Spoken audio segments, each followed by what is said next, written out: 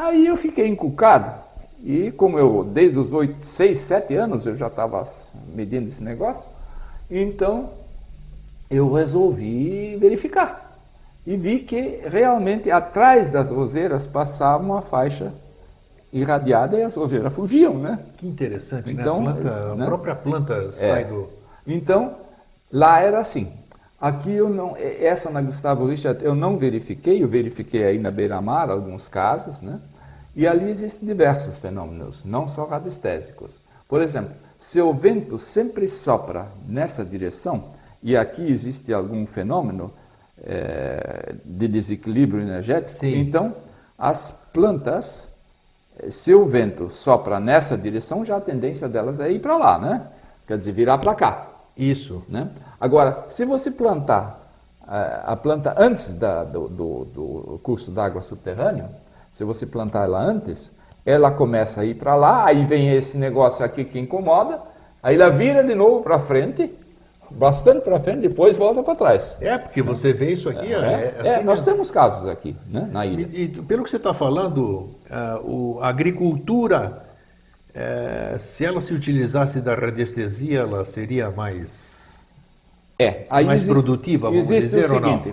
Existem algumas plantas que não têm nenhuma sensibilidade a isso, né? Sim. Por exemplo, as gramíneas são pouco sensíveis a esse fenômeno, né? Então, por exemplo, uma plantação de trigo continua a mesma, né? Ou de arroz. Né? Nada influencia, né? vamos dizer. Agora, existem as plantas sensíveis, né? Tipo? Como, por exemplo, as frutas cítricas. Cítricas, a roseira. Os parentes da roseira. A maçã é parente da roseira, o marmelo e outras frutas, né? Então, esses são sensíveis. Tem outras, uma série, mas eu não tenho condições de enumerá-las aqui, claro. Né? Vamos voltar aqui para a radiestesia radiônica. A radiestesia que é do sentir, vem do grego, né? Sim. E a radiônica, quando você pede socorro para o seu amigo lá em São Paulo, sim. O que difere a radiestesia da radiônica? Você é um detectador e ele é um emissor? Como é que a gente pode definir as isso? As coisas estão todas interrelacionadas, né? Não existe assim uma fronteira que começa uma coisa e termina a outra, né? O que se procura através da radiônica, existem aparelhos, inclusive, radiônicos, que servem para produzir as mesmas frequências de uma medicação homeopática, inclusive de algumas alopáticas, né? Por exemplo, qualquer produto que mexe com o nosso organismo tem uma frequência, né? Com certeza. Tem um conjunto de frequências. Sim. Então, se eu pego água, a mais pura possível, né? Pode ser destilada, por exemplo, e coloco num aparelho radiônico, eu coloco o produto, por exemplo... Aquele trabalho japonês é válido, daquele professor japonês? Dos cristais? Dos cristais de água? Claro que é válido. Então tá. Né?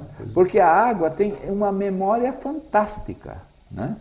A água, a mesma molécula de água já pode ter estado milhões de anos num asteroide, pode ter caído na Terra, pode ter virado água de oceano, pode ter se evaporado e virado nuvem. Exatamente. Pode ter virado um animal. É verdade. Pode ter virado uma planta, um grilo, ter ficado preso dentro de uma pedra.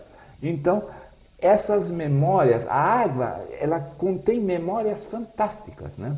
E ela, de acordo com as suas memórias, ela também reage, né?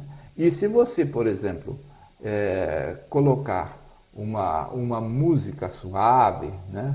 Uma música clássica ou uma música suave, os cristais, os japoneses produziu vapor e jogou esse vapor numa câmara fria. E quando ele tinha usado bons sentimentos, boas vibrações, os cristais saíam lindos, cristais de gelo. Sim, né? Bonitos mesmo. Bom, agora, se você pusesse, por exemplo, um rock pauleira, ou alguma coisa assim, um ruído feio, ou então se pegasse a água de algumas cidades, que é uma água que é tratada de tudo quanto é jeito, né?